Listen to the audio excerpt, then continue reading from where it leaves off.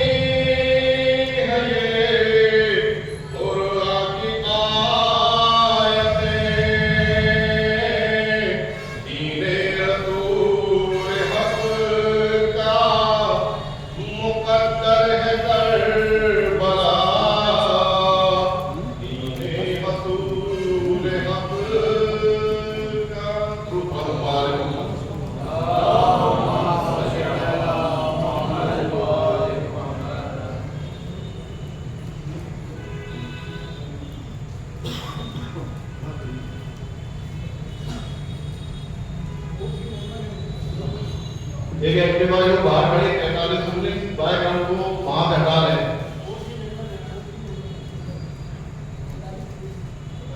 43 19 گاڑی جس کی ہے وہ امام والے گیٹ سے ہٹا رہے ہیں.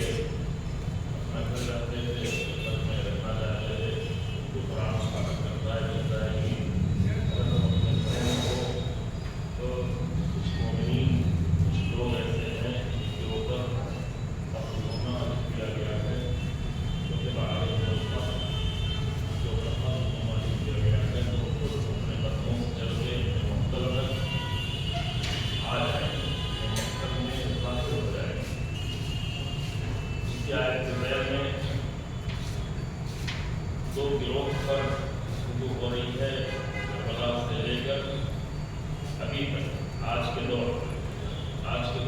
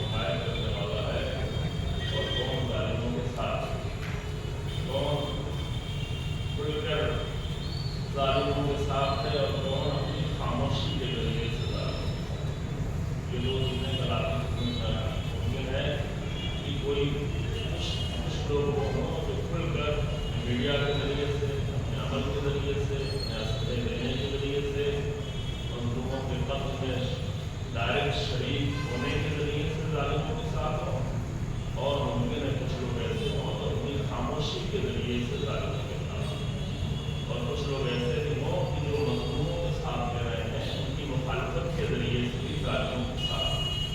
ایک گروہ یہ تھی کہ مظلوموں کا ساتھ دینے والے ان کی مخالفت، اس مخالفت کے ذریعے سے بھی اپنا نام اس گروہ پہ تحریر کرا رہے ہیں جو مظلوموں کے ساتھ نہیں بلکہ ظالموں کے ساتھ۔ اور امیر المومنین علی بن ابی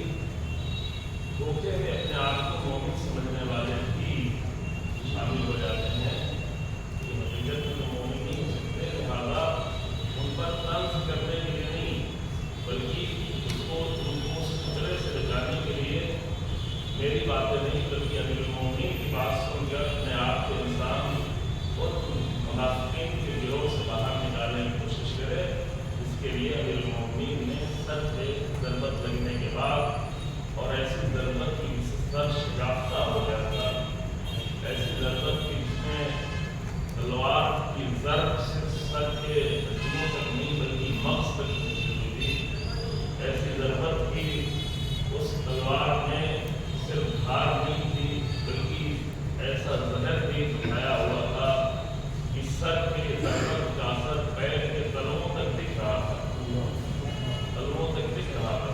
کیا فرماتے ہیں کہ میں نے بابا کے پیروں کی طرف دیکھا تو پیروں کے تلوؤں کا رنگ تبدیل ہو گیا تھا، ظاہر پیر کے تلوؤں کا رنگ سر کی ضربت کی وجہ سے تبدیل نہیں ہوا تھا بلکہ اس سے مجھے ہوئے زہر کی وجہ سے تبدیل ہوا تھا۔ تو ایسے زہر اور ایسی ضرورت کے بعد بھی امیر المومنین ایسے ہی ناسمجھ لوگوں کو بچانے کے لیے یہ وصیت فرما دی گئے، اپنے بچوں کو سامنے کھڑے کر کے، سامنے امام حسن امام حسین السلام موجود ہیں، کہ کون للظالم خصما وللمظلوم عونا۔ دیکھو ہمیشہ تمہارا طریقہ یہ ہونا چاہیے، ہمیشہ ہونا ہے، ہمیشہ یہ کام کرنا، یعنی کبھی کبھی ہو جاتا ہے نہیں بلکہ ہمیشہ تمہاری زندگی، تمہاری رقص زندگی، تمہاری سوچ، تمہاری فکر، تمہارا کلام، تمہارا بیان، تمہارا انداز صرف محرم میں نہیں، صرف کسی خاص موقع میں نہیں، بلکہ ہمیشہ یہ ہونا چاہیے ہونا للظالم خصما وللمظلوم عونا، ہمیشہ ظالموں کے دشمن بن کے رہنا اور مظلوموں کے مددگار رہنا۔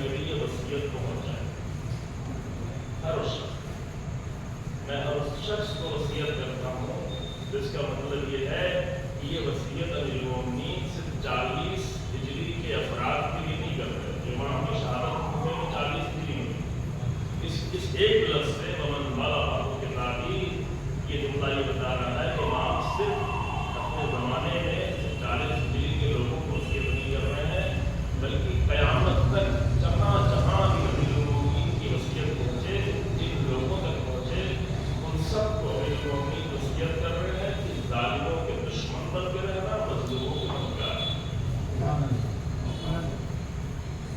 یعنی اسی لمحے ہم اپنے آپ کو امیر المومنین کا مخاطب سمجھ سکتے ہیں۔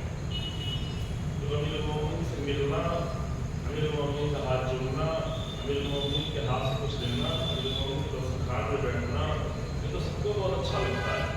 لیکن یہ تو جنگ صفین میں 4 مہینے تک لوگ دسترخوان پہ بیٹھے کھانا کھا رہے تھے، لیکن جب امیر المومنین کی راہ پہ چلنا ہوا تو ایک گروہ جدا ہو گیا۔ وہی لوگ امیر المومنین کے ساتھ تھے، جو امیر المومنین کے لشکر میں تھے، جو امیر المومنین کے ساتھ کھا بھی رہے تھے، جو امیر المومنین کے دسترخوان پہ کھا رہے تھے، جو امیر المومنین کے پیچھے نماز میں پڑھ رہے تھے، جو امیر المومنین کا ہاتھ بھی آگے چوم رہے ہیں۔ لیکن ہاتھ چومنے سے کچھ نہیں ہوتا۔ مسئلہ یہ ہے کہ جب وقت کے ظالم کے سامنے جنگ کرنی ہے تو کہاں پہ کھڑے ہو؟ امام کے ساتھ کھڑے ہو یا امام کے مقابلے میں آگے کھڑے ہو؟ اصل مسئلہ یہ ہے۔ تو مقابل میں تو شام کا لشکر کھڑا ہی تھا، لیکن اگر فقط شام کا لشکر امیر المومنین کے مقابل میں کھڑا ہوتا تو مالک اشتر تو خیمے کے قریب تک پہنچ گئے، حاکم شام کے خیمے کے قریب تک پہنچ گئے تھے، لیکن مالک اشتر کی اس ساری کوششوں کو ناکام کر دیا ان لوگوں نے جو امیر المومنین کے ساتھ روزانہ مل کر بیٹھتے تھے، کھاتے تھے، نماز پڑھتے تھے، لیکن ظلم کے مقابل میں کھڑے ہونے کے لیے اور ظالموں کو ناکام کرنے کے لیے یہ مالک اشتر کے ساتھ نہیں گئے، بلکہ امیر المومنین کے مقابلے میں کھڑے ہوئے۔ دھوکہ کیا کھایا؟ دھوکہ یہ کہ قرآن کو نو پہنچے تو غلط کر دیا گیا۔ اب یہ بڑے مقدس لوگ تھے، یہ بڑے مقدس لوگ تھے کہ قرآن کو دیکھ کر امیر المومنین کو چھوڑ گئے، قرآن کو دیکھ کر صرف امیر المومنین کو نہیں چھوڑا بلکہ امیر المومنین کے سامنے تلواریں لے کر کھڑے ہو گئے، اور یہ بھی کہہ رہے تھے ہم زیادہ مومن ہیں، ہم زیادہ مقدس ہیں۔ اب میں وہ جملہ تو دہرا نہیں سکتا جو تاریخ میں لکھا کہ امیر المومنین پہ کون سے الزام کر رہے تھے۔ امیر المومنین سے یہ تقاضا کر رہے تھے کہ آپ توبہ کریں، اس سے بڑھ کر نہیں کہہ آپ توبہ کریں۔ کیوں؟ اس لیے کہ یہ اپنے آپ کو زیادہ مقدس سمجھ رہے تھے۔ اللہ اسی طرح سے آج بھی کچھ لوگ بہت زیادہ مقدس ہیں، اور ان کے مقدس ہونے کی پہچان یہ ہے کہ وہ یہ کہتے ہیں کہ جب آزاداری حسین بن علی ہو رہی ہے، حسین بن علی کی آزاداری ہو رہی ہے، تو وہاں پہ فلسطین کا ذکر کیوں ہو رہا ہے؟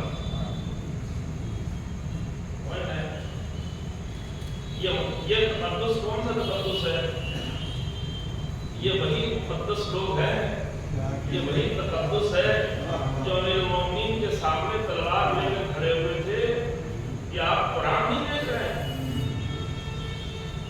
قرآن نہیں دیکھ رہے، وہاں فرما رہے ہیں قرآن میں ہوں، یہ تو الفاظ ہیں، صرف یہ تو کاغذ ہے، یہ تو حروف ہے۔ قرآن کی نورانیت شام کے لشکر میں نو کے نیزے میں بلند کے قرآن میں نہیں ملے گی، امیر المومنین کے کلام میں ملے گی، امیر المومنین کی زندگی میں پتہ چلے گی۔ امیر المومنین یہ سمجھا رہے تھے، لیکن یہ مقدس نما لوگ امیر المومنین کو مجبور کر دیا۔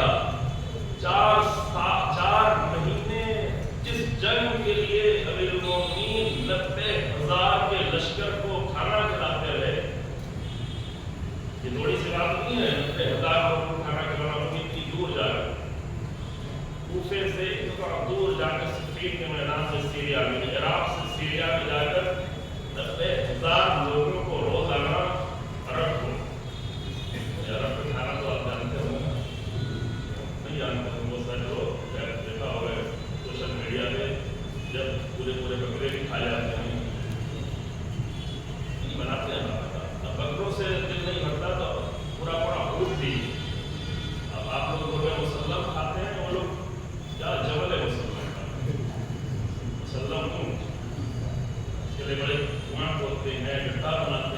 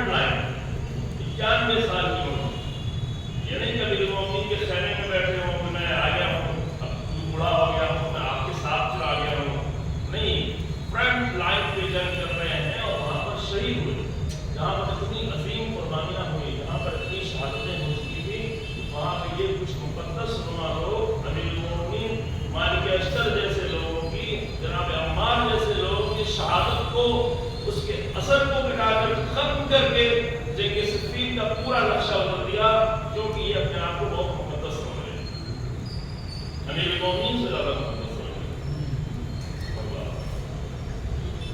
बिल्कुल ये बात मैंने इसलिए आपको अर्ज की, मैं आ रहा हूँ आपकी मेरी तरफ, ये इसलिए अर्ज की कि आज जगह जगह आवाज़ें उठती हैं, जगह जगह ये बात कही जाती है कि भाई आज़ादारी है, आज़ादारी बड़ी मुकद्दस चीज़ है, इस मुकद्दस चीज़ में फ़िलिस्तीन की बात करना की जाए, फ़िलिस्तीन के मज़लूमों की बात करना की जाए, फ़िलिस्तीन के 16,000 शहीद बच्चों की बात करना की जाए।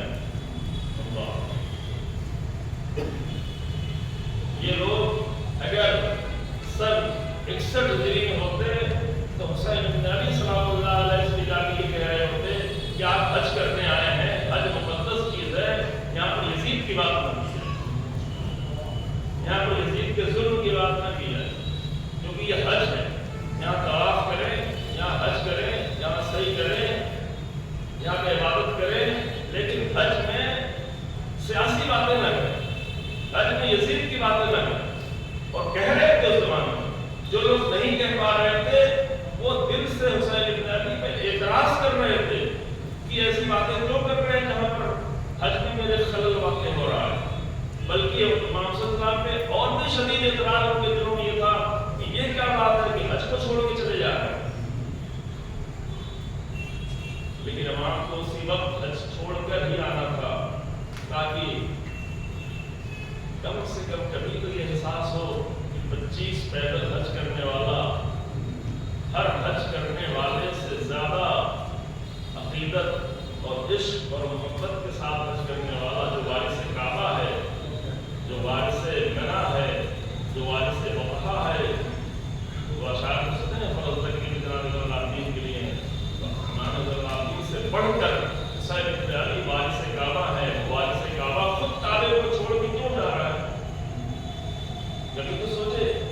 लेकिन उस जमाने के मुक़द्दस लोग यही सोच रहे, अगर इस तरह के लोग अमीरुल मोमिनीन के ज़माने में होते और अमीरुल मोमिनीन मस्जिद कूफा में आकर शाम की हुकूमत के बारे में गुफ्तगू कर रहे होते तो अमीरुल मोमिनीन से भी एतराज़ करते कि यहाँ सियासी बातें नहीं करें, यहाँ नमाज पढ़ो।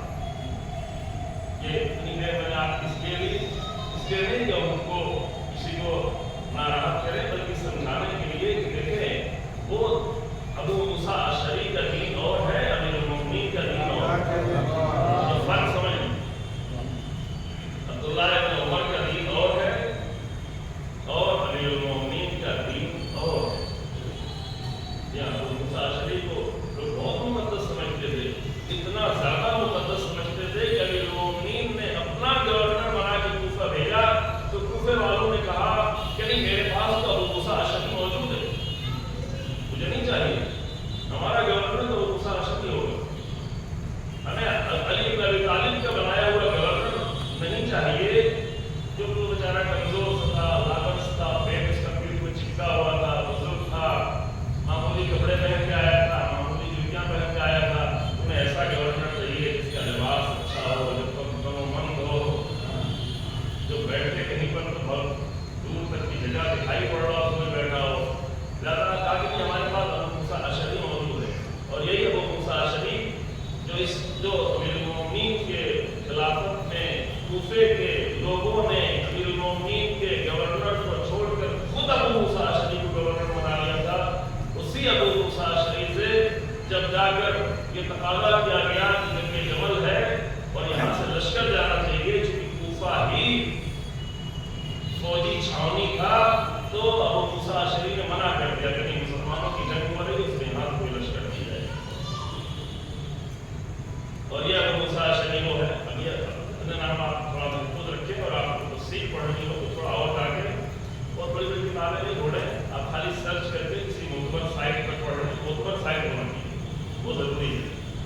या आप नाम भी लेता है तो आप उनकी शिया पे चले जाएँ, उनकी जन्म पे चले जाएँ, फिर या आगे की साइट को मोतबर हो, साइट में बहुत सारी पढ़ी होंगी, लेकिन मोतबर साइट पढ़े तो जाकर हम पूरा कैरेक्टर आप पढ़ सकते हैं कि जब बसरा शहर बनाया गया, ये कूफा है, बसरा शहर जब बनाया गया 16 हिजरी में, तो पहला गवर्नर बसरा शहर का भी अबू मूसा अशरी, और अमीरुल मोमिनीन के दौर में सन 35 हिजरी में भी 36 हिजरी 35 हिजरी में मूसा अशरी ही गवर्नर था।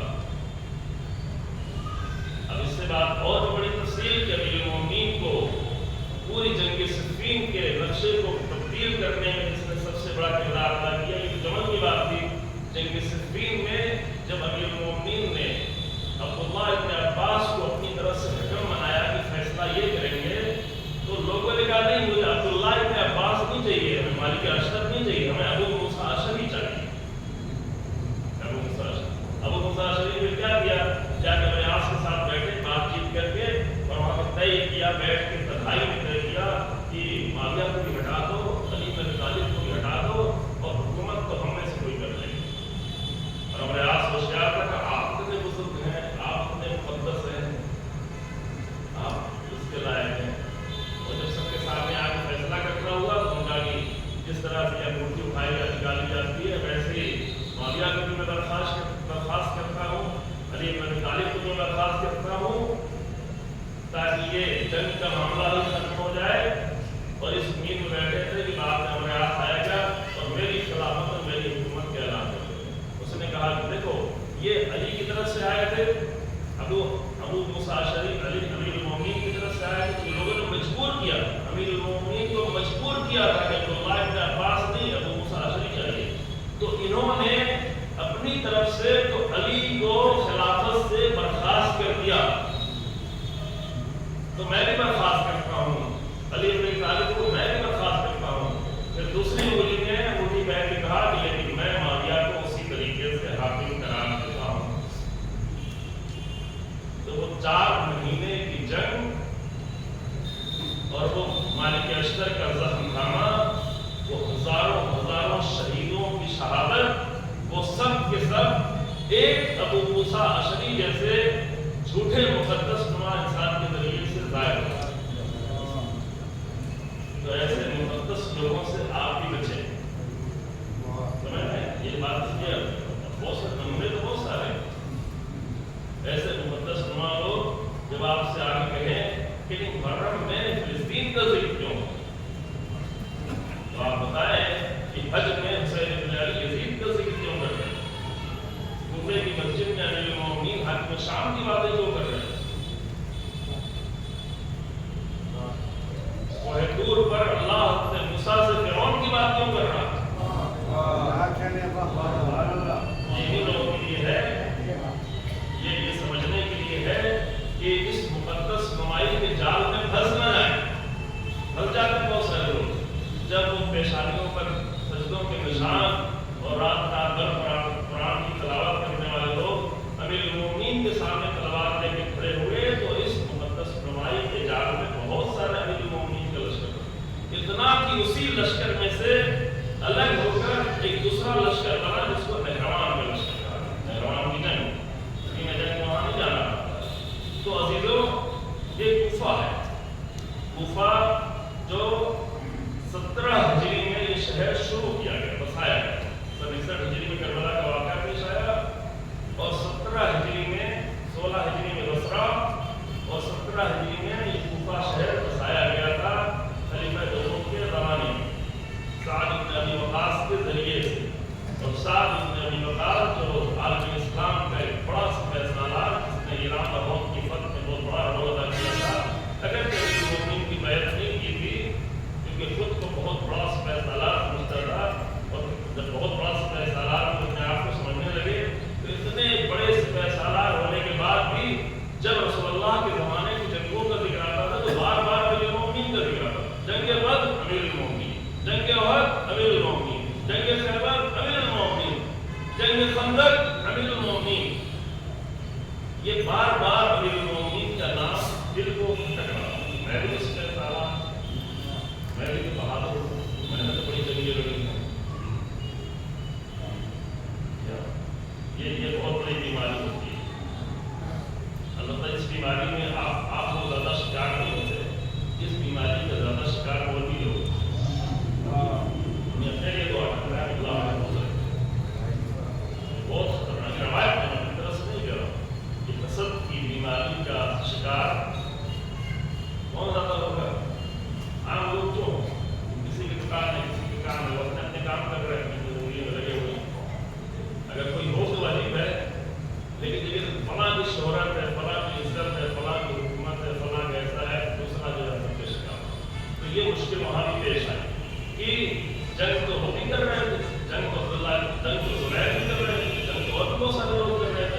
لیکن تاریخ میں ایک ہی نام بار بار گونج رہا تھا جس کو ایسی جنگ کسی نے نہیں کی تھی، اور وہ نام امیر المومنین۔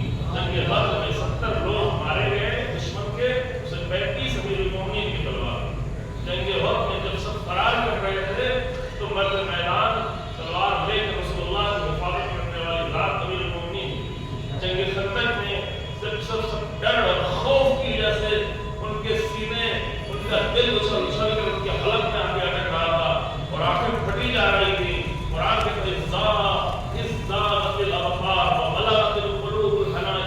جب تمہاری یہ حالت تھی تو اس وقت ایک انسان رسول اللہ کی آواز پر لبیک کہتے ہوئے اپنی عین جوانی میں تلوار اٹھا کر جنگ خندق میں جانے کے لیے تیار تھا۔ ایک ایسا انسان جس کے گھر میں تو بہت چھوٹے چھوٹے بچے تھے، بہت چھوٹے تھے۔ امام حسن 2.5 سال کے تھے، امام حسین 1.5 سال کے تھے، چلاؤ ہوا تھا۔ ان چھوٹے چھوٹے بچوں کو جناب فاطمہ جیسی بیوی کو چھوڑ کر، اور شاید جناب زینب شکم کر رہی ہوں، ایسے وقت پر کی بات روایات کے بعد شاید گار کو ملنا پہلے پیدا ہو چکی ہوں، ایسے چھوٹے چھوٹے بچوں کو چھوڑ کر پورے لشکر اور لشکر کی نمائندگی میں ہم ابن عبدالوت جو ایک دیو کی طرح سے سامنے موجود تھا، اس کے سامنے امیر المومنین تلوار اٹھا کر تاکہ رسول اللہ کی آواز خالی نہ جائے۔ اس جنگ میں امیر المومنین کے سر پہ ضرب بھی لگی، امیر المومنین کی معجزے والی جنگ تو نہیں کرتا، لیکن تو اتنا بہت جنگ ہوتی رہی، امیر المومنین کے سر زخمی ہو گیا۔ جنگ خندق اکیلے وہ ایک ہی تلوار کی جو چمکتی رہی 3 دن تک یا اس سے بھی زیادہ دنوں تک خیبر سے بار بار لوگ پلٹتے رہے، بھاگتے رہے، لیکن جب امیر المومنین گئے ہیں تو خیبر کا در بھی اکھڑ گیا، خیبر کا قلعہ بھی فتح ہو گیا، نہ امن رہا، نہ مرحب رہا، نہ انتر رہا، نہ مرحب رہا۔ تو امیر المومنین کی یہ شجاعت کا ذکر بعض لوگوں کو بہت کھٹک رہا۔ سعد بن ابی وقاص جو ایک بہت بڑا صوبہ سالار تھا، جس کے ذریعے سے کوفہ شہر بسایا گیا تھا، جو فاتح ایران تھا، جو روم کی فتح میں شریک تھا، جو بہت ساری فتحوں میں شریک تھا، افریقہ اور دیگر ملکوں کی فتح میں، اس نے وہاں امیر المومنین کی بیعت نہیں کی۔ لہذا سعد بن وقاص کا اتنا بڑا نام تھا ان فتحوں کی وجہ سے کہ 61 ہجری میں ابن زیاد کے سامنے بہت سارے لوگ موجود تھے حسین بن علی کے شدید دشمن، لیکن ابن زیاد نے عمر سعد کا انتخاب کیا، جو اس لیے کہ سعد بن ابی وقاص کا بیٹا ہے۔ سعد بن وقاص سے رہنا عمر سعد کون؟ عمر سعد سب جانتے ہیں، عمر سعد وہی سعد بن ابی وقاص کا بیٹا، اس لیے انتخاب کیا۔ وہ منع بھی کر رہا تھا میں نہیں جاؤں گا، لیکن نہیں، انتخاب تو دوبارہ ہی ہوگا۔ ایک رات کی مہلت مل جا رہی ہے، سوچ کے آؤ شہر رہ چاہیے ہے یا نہیں چاہیے۔ تو شب میں سختی سے منع کر دیا کہ نہیں، میں رسول اللہ کے فرزند کے سامنے جنگ کرنے نہیں جاؤں گا، کہ ایک رات کی مہلت ہے، کل صبح آ کر کھانا۔ اور صبح ہمارے ساتھ گیا اپنے دوستوں کے پاس، مشورہ کیا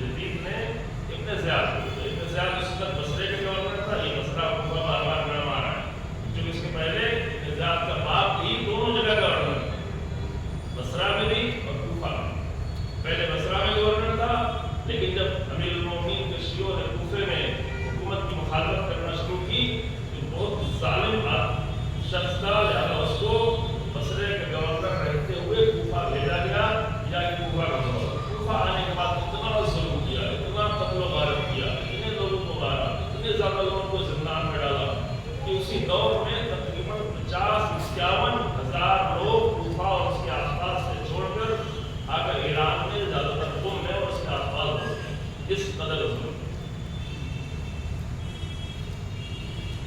और ये बहुत इबरत की चीजें हैं। आपके सामने पहले कह जब आप गुजरात अभी पहले कभी अमीरुल मोमिनीन का वो भी गवर्नर था। ज्यादा ये जुमला से इसलिए कह रहा हूँ कि ये कि हम बड़े ओहदे पर हैं, हमारा बहुत ही अच्छा ईमान है, हम बड़े मकाम पर हैं, ये सब कहकर अपने आप को धोखा नहीं दें। ये कोशिश करें कि ईमान बाकी रह जाए, ईमान महफूज रह जाए। इस दौर में ईमान के खतरे बहुत ज्यादा है। आखिरी दौर में अगर आखिरी दौर है तो रवायत मौजूद है कि ईमान के साथ निकलेंगे और ईमान छिन जाएगा। कहाँ छिनेगा? जरूरी नहीं है कि कॉलेज में, यूनिवर्सिटी में, बाजार में, क्लब में, यहाँ वहाँ छिने। मुमकिन है कि किसी ऐसे मेंबर के पास भी चले जाए, वहाँ भी ईमान छिने, वहाँ भी एक ऐसे मुकद्दस बन के आए जैसे ख्वारिज मुकद्दस। बात का खतरा है, ईमान का खतरा, ईमान के छिपने के खतरात है। तो ज़ियाद इब्न अबी जो कभी गवर्नर था अमीरुल मोमिनीन का, और उसकी तफसीलात है, रसूलुल्लाह में तफसीलात है, पिछले साल में उसको पढ़ा दिए कहीं पर, लेकिन अभी वक्त नहीं है। तो कूफे का गवर्नर पहले हो गया है मुआविया के दौर में, और फिर उसी का बेटा, इससे यजीद की बहुत ज़्यादा चपतलिश भी थी। यजीद चूँकि अहमक था और इब्न ज़ियाद बहुत ही होशियार था, और उनके लिहाज से दोनों तकरीबन करीब थे 27-28 साल में, सबसे अक्सर लोगों का 32 साल और भी कम, 27 साल की कम बताई ये उम्र थी। और चूँकि बहुत ज़्यादा होशियार था तो, और उधर अमीरुल मोमिनीन की गवर्नरी अमीरुल मोमिनीन ने निकाल दिया जब ज़ियाद इब्न अबी को खयानत की बुनियाद पर, तो यजीद के बाप ने उसे बुलाकर कहा कि तुम मेरे भाई हो, मेरे सगे भाई हो। ये नहीं था कि मेरे मकसद में भाई हो, नहीं था तुम मेरे सगे भाई हो। जो कहा मेरे सगे भाई हो, इसलिए उसे अपने बाप के बारे में मालूम नहीं था कि मेरा बाप कौन है। ये इतना मशहूर है इसलिए मैं कह रहा हूँ, इसलिए क्योंकि उसका नाम ही था ज़ियाद इब्न अबी, अपने बाप का बेटा। आमतौर से अरब में कहा जाता है कि फला इब्न फला, फला इब्न सब, जैसे उमर साद इब्न अबी वक़ास, शिव इब्न दिलजोशन, इस तरह का नाम गालिबों के नाम के बाप के नाम पर है। लेकिन ज़ियाद को ये कहा जाता ज़ियाद इब्न अबी, अपने बाप का बेटा, क्योंकि वाकई नहीं मालूम था, उसकी माँ को भी नहीं मालूम था, उसे खुद भी नहीं मालूम था कि मैं ये किसका बेटा है। तो उसमें 5-6 लोगों के दरमियान में एक एहतिमाल ये था कि सुफियान का ही बेटा हो। तो जब अमीरुल मोमिनीन ने उसे गवर्नरी से निकाल दिया तो मुआविया ने अपने करीब बुलाया कि तुम वाकई मेरे ही भाई हो। जाहिर है जिसके पास इतनी बड़ी हुकूमत मौजूद हो, हुकूमत पूरी देने के इम्कानात थे, तो उसने फौरन भाई बनाया, वो भाई बन गया। भाई बन गया इब्न ज़ियाद का बना, ज़ियाद भी फिर भतीजा हो गया ना। तो भतीजा होने के बाद ये बहुत ज़हीन भी था, बहुत होशियार भी था, बहुत एक्टिव भी था, तो यजीद को थोड़ा खलिश बन गया। उस वक्त जनाब मुस्लिम की शहादत के बाद, शहादत से पहले माफ कीजिएगा, जब ये हुआ तो क्या किया जाए, कूफा तो हाथ से गया, और अगर कूफा हाथ से चला गया है और अगर थोड़ी मुद्दत ये बाकी रहेगी तो मुमकिन है कि पूरा इराक हाथ से चला जाए, और इराक के जाने के साथ साथ फिर जाहिर है कि जज़ीरे अरब भी हाथ से जाने का खतरा होगा, फिर सऊदी अरब भी जाने का खतरा होगा। तो वहाँ पर यजीद जो बहुत ज़्यादा इब्न ज़ियाद से उसको मुश्किल भी थी, उसने फिर खत लिखा कि अब तुम्हारा इम्तिहान है, देखो तुम क्या साबित करते हो। और ये कहकर उसमें वो खत मौजूद है, वो तहरीर पूरी तहरीर में नहीं, मेरे ज़हन में है कि अब तुम्हारा वक्त है, तुम्हें अपने आप को साबित करने का वक्त है, और उसे बसरे की गवर्नरी के साथ साथ कूफे के गवर्नर बनाए हुए हैं। अब यहाँ पर कूफे में हालात तो तब्दील हो गए। वो कूफा जो अमीरुल मोमिनीन की हुकूमत का मरकज़ था, ये बहुत सारे ज़हनों के सवाल है कि कूफा जहाँ पर अमीरुल मोमिनीन की हुकूमत थी, कूफा जिसको कहा जाता है, यहाँ पर बहुत सारे शिया होंगे, लेकिन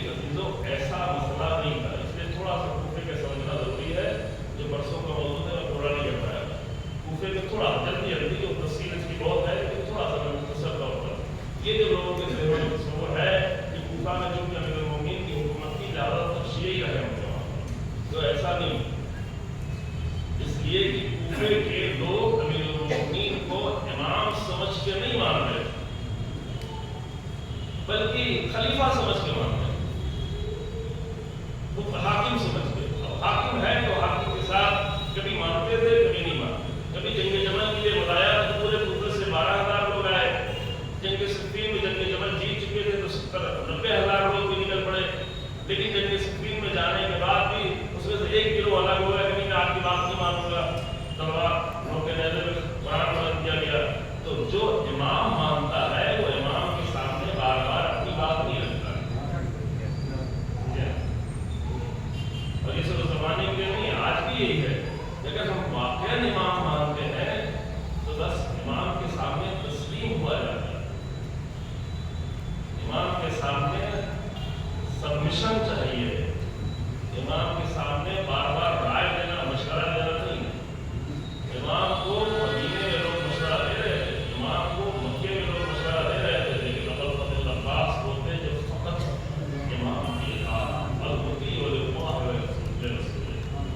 اس طرح امام کی اطاعت کی زیارت میں آپ پڑھتے ہیں کہ اللہ کی اطاعت، رسول اللہ کی اطاعت. ابو الفضل عباس تو رسول اللہ کے زمانے میں نہیں تھے، لیکن اس طرح امام کی اطاعت کی، کیونکہ امام کی اطاعت کی تو رسول اللہ کی اطاعت کی. رسول اللہ کی اطاعت کی تو من یطع الرسول فقد اطاع اللہ. قرآن میں جو رسول اللہ کی اطاعت کرے وہ اللہ کی اطاعت کرے. امام کے سامنے مشورے نہیں دیے جاتے.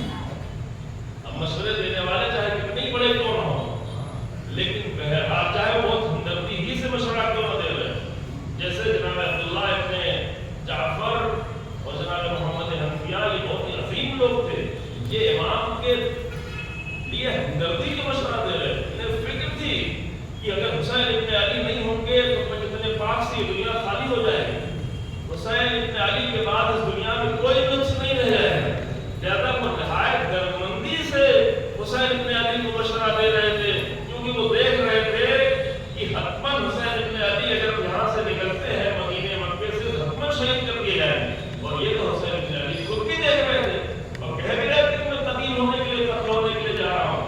لیکن وہ ہمدردی کے ساتھ بھی مشورہ دے رہے ہوں. ان کے دل میں حسین ابن علی کے لیے درد ہی کیوں نہ ہو، لیکن وہ جتنے بھی محترم ہوں لیکن عباس نہیں ہو. حتیٰ حبیب نے مذاہب میں نہیں بدلے. عباس تو دل مومین کے باتیں میں ہاں یہاں تو کمپیئر کر سکتے ہیں کہ محمد حنفیہ امیر المومنین کے بیٹے ہیں، ابو الفضل عباس بھی امیر المومنین کے بیٹے ہیں. ٹھیک ہے محمد حنفیہ ابو الفضل عباس نہیں بن سکتے، لیکن اتنا ہی نہیں، محمد حنفیہ حبیب نے مذاہب بھی نہیں بن سکتے. محمد حنفیہ مسلم نے اوسجا بھی نہیں بن سکتے، کیونکہ امام کے سامنے مشورے نہیں کیے جاتے. مشورے ہاں دیے جائیں جہاں مشورہ امام مانگے تو دے. مانگتا اس لیے کہ امام کو مشوروں کی ضرورت نہیں ہوتی ہے. امام مشورے اس لیے مانگتا ہے تاکہ لوگ سوچتے رہیں، لوگ فکر کرتے رہیں، لوگوں کی سوچنے کی صلاحیت ختم نہ ہو. یہ قرآن کا حکم تھا، رسول اللہ کا بھی حکم تھا کہ آپ لوگوں سے مشورہ کرتے رہیں تاکہ لوگ ساری چیز آپ کے اوپر ڈال کے رسول اللہ ہے مجھے کیا سوچنا، مجھے اس سے قوم کی فکری صلاحیتیں ختم ہو جائیں. ایک معصوم امام موجود ہو، معصوم نبی موجود ہو اور رسول اللہ سارے فیصلے خود کریں اور جو بھی فیصلہ کریں گے وہ اللہ کے حکم سے ہوگا. تو اگر لوگ یہ سوچنے لگیں کہ تو سارے فیصلے رسول اللہ کو کرنا ہے تو مجھے کیوں سوچنا، تو یہ پورا قومی طور پر یہ نقصان ہے. لہذا قرآن نے حکم دیا رسول اللہ کو بشاورہم فی الامر، امور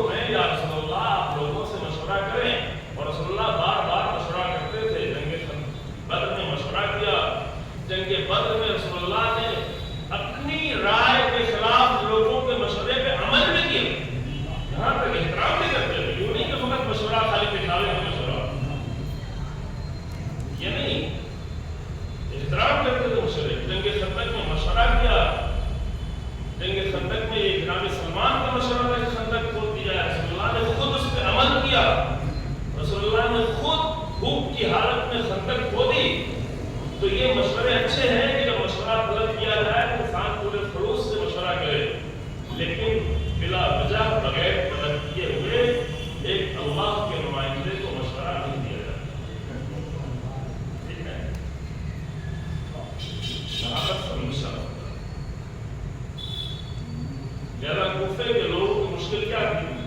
کوفے کے لوگ مشورہ بہت زیادہ دیتے تھے، امیر المومنین کو مشورہ دیتے تھے، جناب مسلم کے پاس آئے ان کو بھی مشورہ دے رہے تھے۔ یہ بڑی مشکل ہوتی ہے، یہ اس میں ہم لوگ بھی گرفتار ہو سکتے ہیں، بڑے بڑے شہروں کے لوگ کی بات ہوتی ہے، ارے ہم لوگ لوگ ہیں ہمارے گھر میں وہ مرجع ہوتے رہے لیکن ہم بھی کچھ ہیں، آپ بہت کچھ ہیں لیکن جو آپ کی فیلڈ ہے اس میں آپ سب کچھ ہیں۔ وہاں پہ اگر مرجع بھی آئے گا تو آپ کے مطابق عمل کرے گا۔ امام خمینی کے لیے ملتا ہے کہ ڈاکٹروں کی باتوں کو ماننے میں ڈاکٹر ہی کہتے ہیں اتنا زیادہ پابند تھے، ہم لوگ تو گوگل سرچ کر کے یہ دوا کھائیں گے وہ دوا نہ کھائیں گے، یہ ماننے کے بولا مانے کر لیتے ہیں، لیکن امام خمینی ڈاکٹروں کے مشورے پہ ذرہ برابر بھی ذرا بھی، کیونکہ بھائی اس فیلڈ کا ایکسپرٹ یہ ہے تو ہمیں اس کے مشورے پہ اس کے حکم پہ عمل کرنا، اس کی بات کو ماننا ہے۔ تو جو جس کی فیلڈ ہے اس فیلڈ میں وہ جتنا بھی مشورہ دے، اپنا حکم دے، اپنی رائے دے، اپنی بات چلائے، لیکن جب وہ فیلڈ نہیں ہے، شریعت کو جب اتنی گہرائیوں سے نہیں سمجھتے تو پھر یہ نہ کہیں کہ مرجع کا حکم تو یہ ہے لیکن مجھے تو یہ سمجھ میں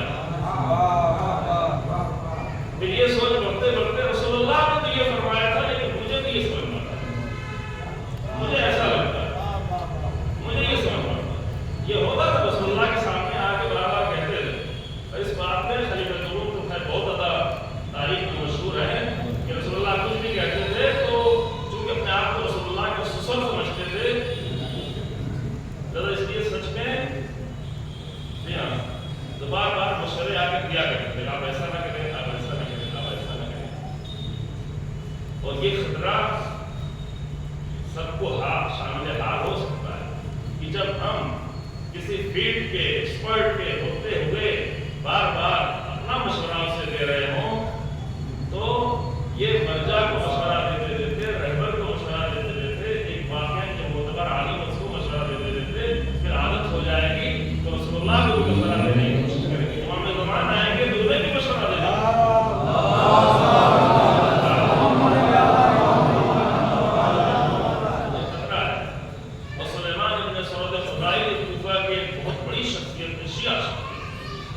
مشکل یہی تھی کہ اتنی بڑی شخصیت ہونے پر ان کو بار بار یہ لگتا تھا کہ یہاں پر ہمیں امیر المومنین کو مشورہ کرنا، جنگ جمل میں بلایا تو نہیں آئے، نہیں مجھے تو نہیں لگتا کہ یہاں پہ جانا چاہیے۔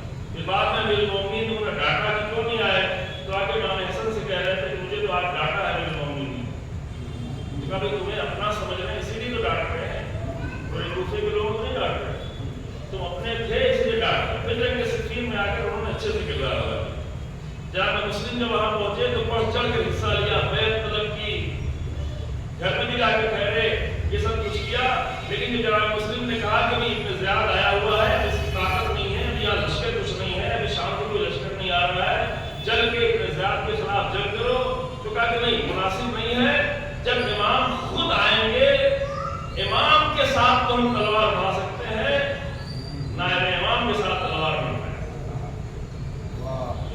آج بہت سارے لوگوں کی لاجک کہ امام آئیں گے تب تو اٹھائیں گے تلوار، لیکن جناب مسلم کے ساتھ نہیں اٹھائیں گے، معصوم امام چاہیے ہے، معصوم امام کے ساتھ ہم جنگ کریں گے۔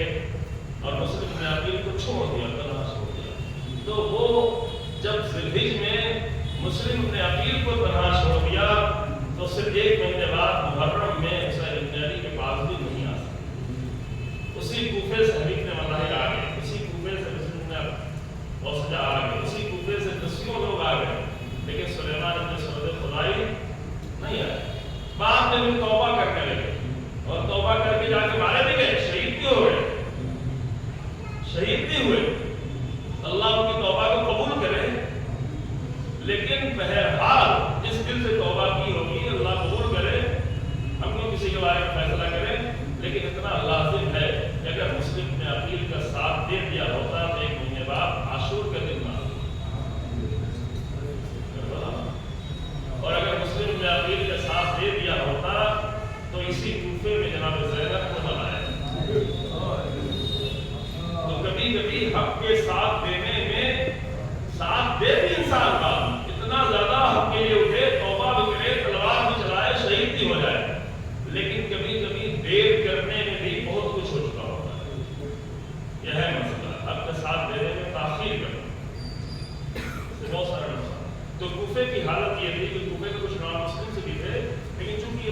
چھاؤنی تھی، زیادہ فوجی موجود تھی، اور شروع میں یہاں پر اجازت بھی نہیں تھی کہ کوئی کوفے میں آ کر گھر بنائے، کہ گھاس پھوس کے گھر بناتے تو فوجی لوگ اچھے گھر نہیں چاہیے، اگر وہ اچھے گھروں کی عادت ہو جائے گی تو میدان جنگ میں کہا گئی، لیکن 2 مرتبہ آگ لگ گئی اور وہ سب ایک ساتھ پورا جل جاتا تھا، اور ہوا کہ اسی کے گھر بنا لو، پھر گھر بننے کے بعد اب کوفہ شہر بسنا شروع ہو گیا، تو کوفہ بسنے کے بعد بھی ابھی حالت یہ تھی کوفے میں کہ ایک گروہ وہ تھا کہ جو ہمیشہ حافظ قرآن قاریان قرآن کا گروہ تھا، رسول اللہ کی تقریباً 108 اصحاب وہاں موجود تھے، بات بولا کربلا کی رکنی اس سے اور پہلے، تو ان لوگوں کی یہ رائے ہوتی تھی کہ ہم بھی تو کچھ ہے، ہم قاری قرآن ہیں، ہم فلاں ہیں، ہم رسول اللہ کے صحابی ہیں، وہ لوگ اپنی ہی بار بار رائے رکھا کرتے ہیں، اور یہ مشکل پیش آئی، اور جو لوگ کوفے میں شیعہ اقلیت تھی، یعنی مائنارٹی شیعوں کی تھی، تو واقع امام کو امام مانتے، اس میں بھی ایسے کمزور لوگ موجود تھے، کیونکہ صرف شیعہ کے رہنے کے بعد سب کے سب ایک جیسے نہیں ہو جاتے، اس میں بھی کمزور لوگ باقاعدہ طور پر کوفے میں موجود، اور جگہ جگہ وہ خیانتیں کرتے رہتے تھے،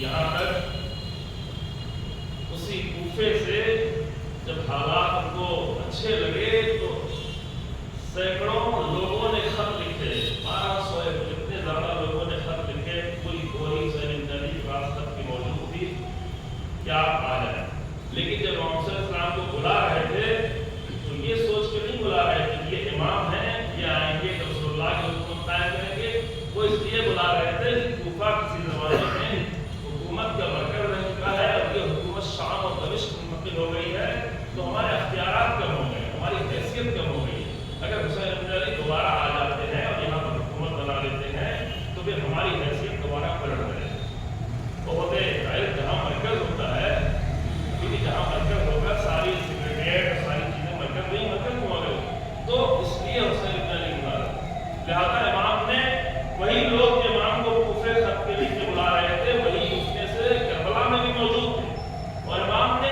نام لینے کے پکارا، نام لے کے کربلا کے میدان میں شخص نے ربیع کا نام لیا، میں جب نام بہار نے یہ نام یاد نہیں رہ جاتے ہیں کہ امام نے جب نام لیا حجاج ابن ابجر کا، قیس ابن اشعث یعنی جو جودا کا بھائی، ہم اسی میں نہیں آئیں گے، یوں ہی ہو چکی ہے، یزید ابن حارث، یہ ان لوگوں کا نام لے کے بتایا، کیا تم نے خط نہیں لکھا تھا؟ اور سے جو راستے میں ملاقات کوفے کے لوگوں نے مجھے خط لکھا، اس لیے میں کوفہ آیا تھا، انہوں نے کہا مجھے معلوم نہیں ہے خط کے بارے میں، لہٰذا میں آپ کو کوفہ میں اپنے ساتھ اپنی کنٹرول میں لے کے جاؤں گا، اور پھر جب میدان میں جنگ کرنے گیا تو کہا کہ تم لوگوں نے حسین بن علی کو خط لکھا،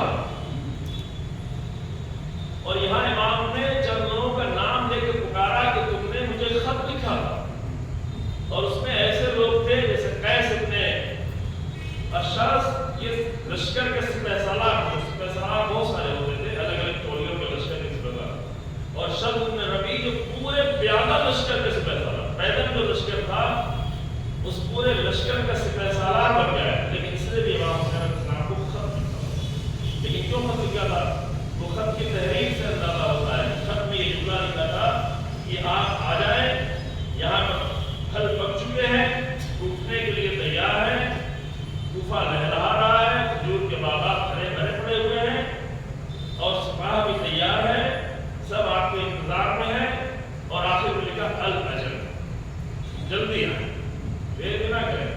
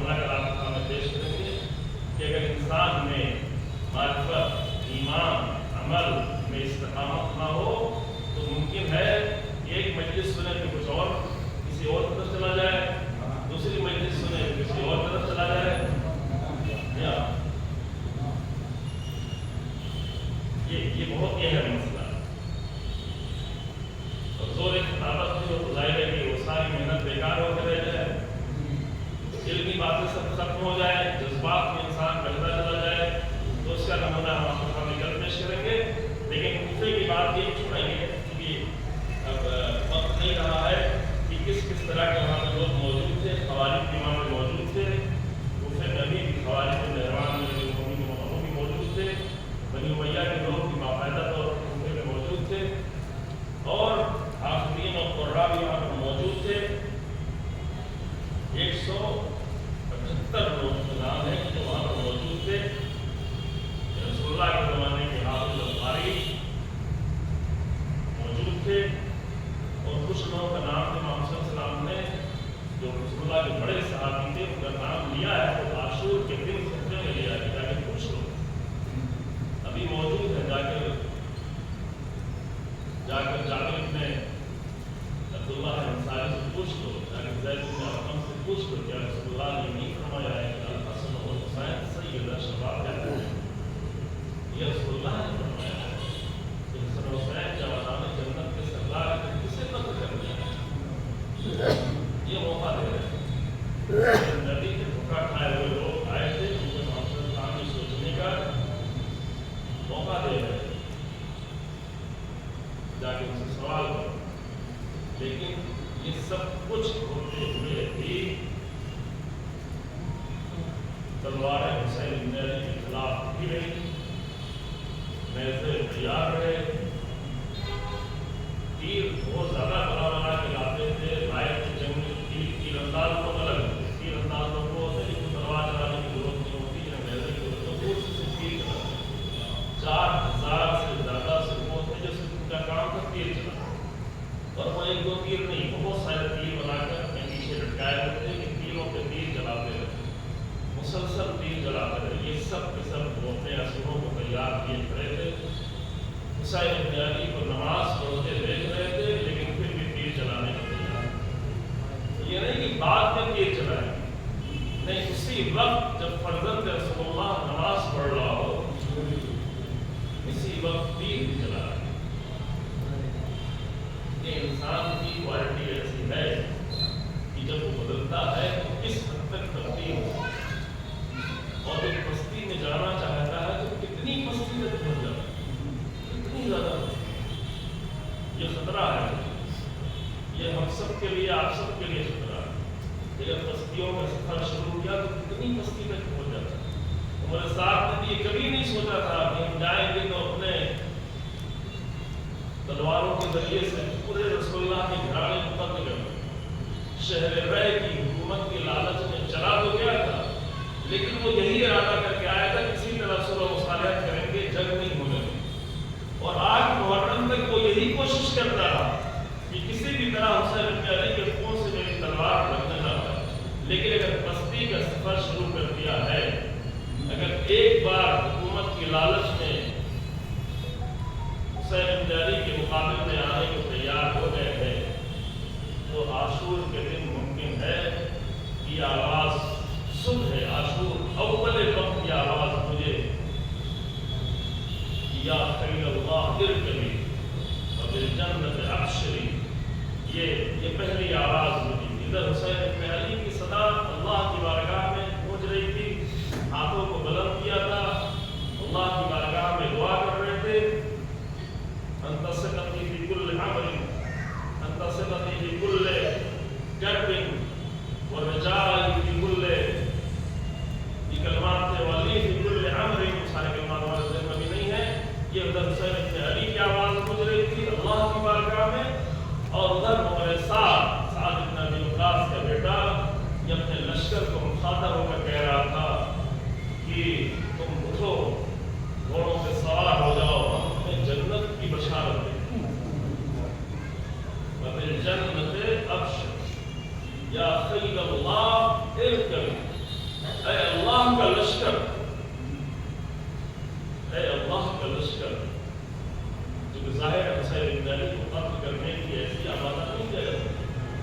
اتنا بڑا دھوکہ دینا لازم ہوتا ہے. دھوکہ نہیں دیا جائے گا تو حسین بن علی کے قتل کے لیے لوگ آمادہ نہیں ہیں. جیسے آج کے امیر المومنین کا نام لے کے دھوکہ دیا جاتا ہے بہت سارے جوانوں کو. حسین بن علی کا نام لے کر دھوکہ دیا جاتا ہے. حسین بن علی کا نام لے کر حسین بن علی سے دور کیا جاتا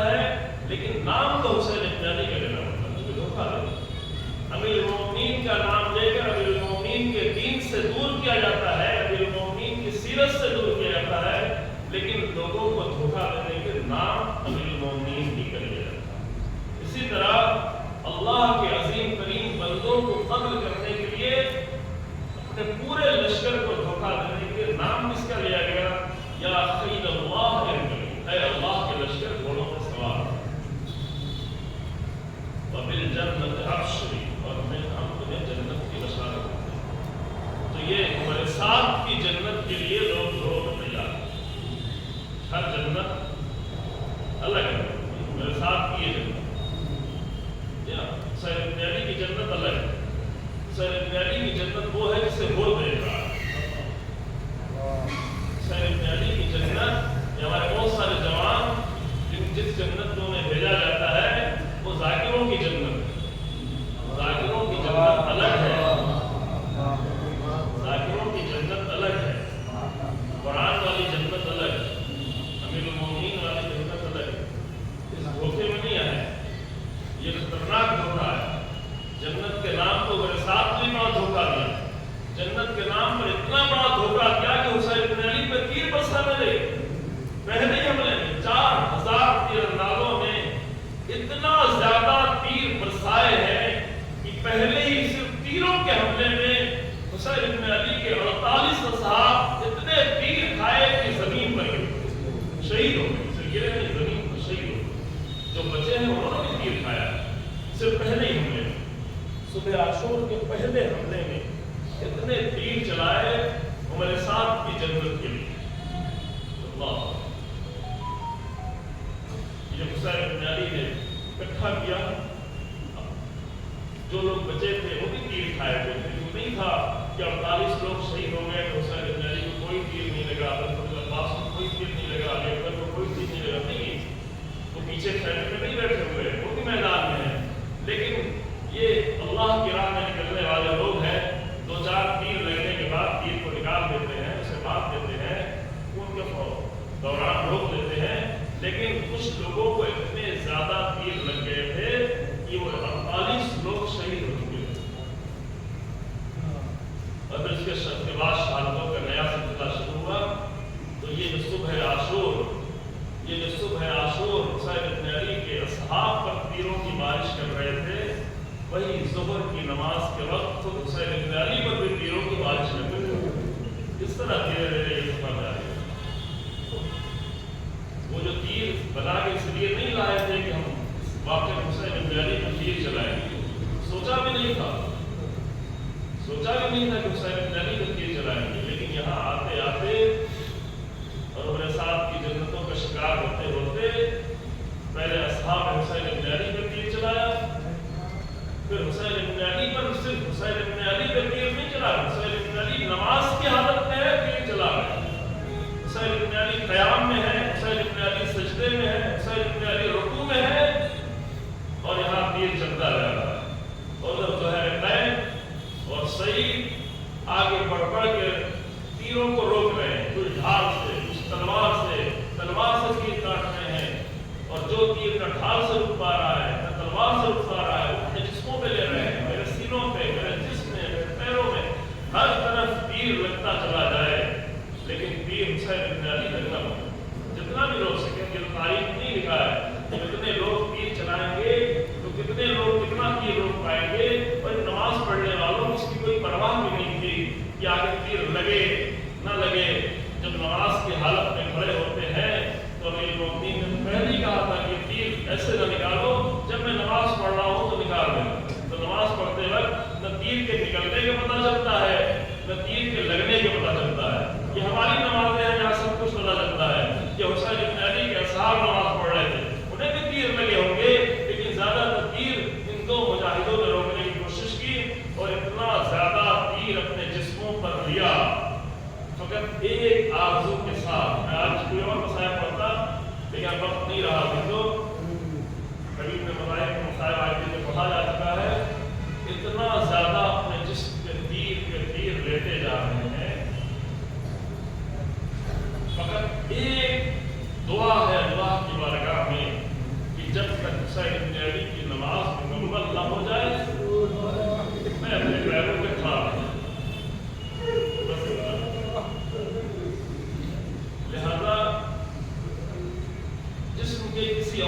مسئلے میں کوئی پرواہ نہیں ہے، فقط دل کو بچا رہے ہیں کہ دل میں تیر نہ لگنے پائے، کیونکہ دل میں تیر لگ جائے گا تو پھر نہیں کھڑا ہے، پھر نہیں کھڑے ہو پائے.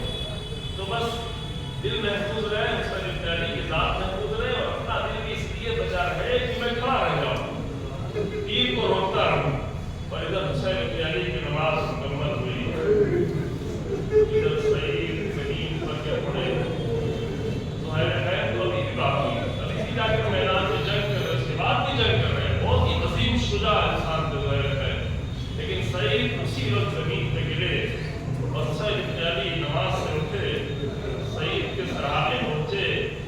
سعید کے سراہے پہنچنے کے بعد حسین ابن علی الوداع کہہ رہے ہیں. اتنا تیر کھانے کے بعد سعید کے لیے فقط یہی خوشی کا لمحہ ہے، اور شاید زندگی میں کبھی بھی اتنا خوشی کا لمحہ نہیں آیا ہوگا کہ حسین ابن علی میرے صحابے بیٹھے، فرزند رسول اللہ کے دانوں پہ میرا سر ہے. اس سے بڑھ کر اور خوشی کیا ہو سکتی ہے؟ سلام تمہاری شہادت کو، سلام اس تیر کھانے کو.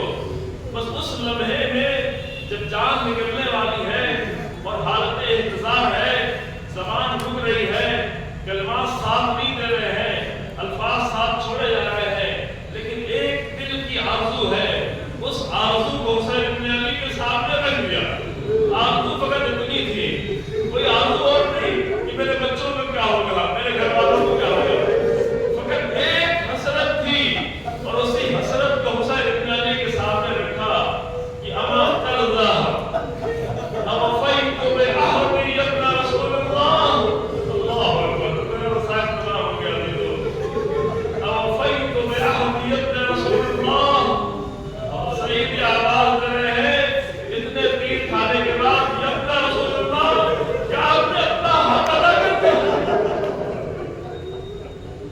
کیا اپنا عہد پورا کر دیا ہے؟ یہ ہے راہ حق پر قربانیاں دینے والے. وہ ادھر زہیر جنگ کرتے جا رہے ہیں، وہ بھی اپنے شہادت کے منزلوں میں قریب ہوتے جا رہے ہیں.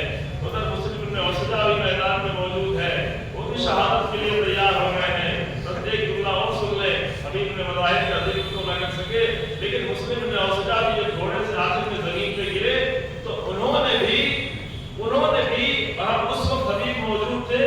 حبیب نے مظاہر مسلم ابن عثجہ کے قریب آئے اور آ کے آواز دیتے، اے مسلم، میرا بہت دل چاہتا ہے کہ تم مجھ سے کوئی وصیت کرو اور میں تمہاری وصیت کو پورا کروں. یہ دوستی تھی، یہ ایمانی رابطہ تھا، یہ عشق تھا، یہ محبت تھی کہ بھائی نہیں ہے، عزیز نہیں ہے، لیکن ایسی حالت میں کوئی وصیت کرو اور میں تمہاری وصیت کو پورا کروں.